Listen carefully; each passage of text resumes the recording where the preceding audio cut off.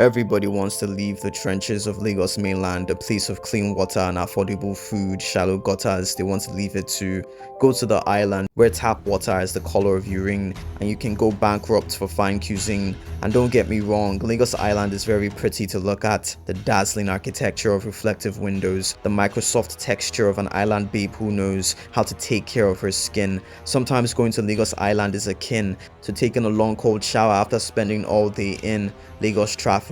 But like a bad habit, Lagos Island sometimes doesn't let you eat your cake nor have it. Like I remember this one time, me, Sheila, Jesse and Uri went to Takwa Bay for my birthday, and the plan was we would get this local guide who would take us fishing and surfing, and the whole thing would be like this big adventure. Because me, I don't like to leave my house for food, I only like to leave my house for new experiences. So anyways, we get there, and I guess the first red flag is they said Jesse would have to park his car at the jetty for twice the price. At that point, I'm looking in our local guide's eyes like, where's the local guidance, bruv? Where's the street credit that will allow you call shots, like not letting these guys double charge us? But last we dropped the 2k because all my guys are ballers and 2k is chicken change, and we own an entire poultry farm. Anyway, the second cause for alarm was we get to the boat, the canoe, the piece of wood floating on Atlantic Ocean like a brown dot on the great blue. And in the boat we see that our local guide who we paid to get us fishing rods had only purchased 2. There were 6 of us. Even my personal Lord and Savior Jesus multiplied 2 fishes, not 2 fishing rods. But the local guide was like, oh, it works. The boat is too small for all of us to fish at the same time. On any other day, this is the point where I would have turned playground bully like it's break time. But it was my birthday, you know. I had to show maturity and patience and growth. So I said no problem, we got on the boat and went to drop our things on the island. Then we get back on the water. All my people were afraid because we're Africans, you know, not Vikings. We're not used to climbing or bungee jumping or diving. Not me, Sha. I only feel alive when I'm close to dying. Yes, I know how that sounds. Me and my therapist will bungee jump from that bridge when we get there. Sha, our boat guy tells us relax and tries to find a good spot for us to fish from.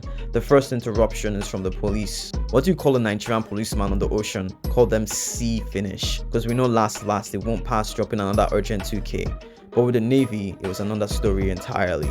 Before we even got the chance to drop the line into the water, the Navy came to fetch us and lead us to their ship like lambs to the slaughter.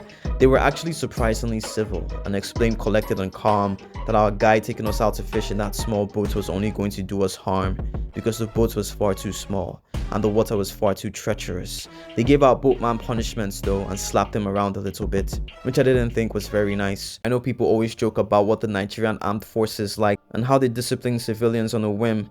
And while they were polite to us, we obviously would have gotten the same treatment if we were in the same socioeconomic class as him. We want equality and fair treatment for all, not just the ones that smell and dress nice. And that's all I have to say about civil rights.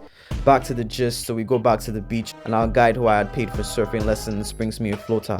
A freaking floater. I can swim, bruv. I want to quasi walk on water, not float. I could feel disappointment like 2 fists squeezing on my throat. But I was like, maturity, patience, growth. I was with good people, good friends, and that's really all you need to have a good time in the end. We played some volleyball, ate some good fish, and had a generally good time at the beach. But it was just one of those days that Lagos Island made promises it just couldn't keep.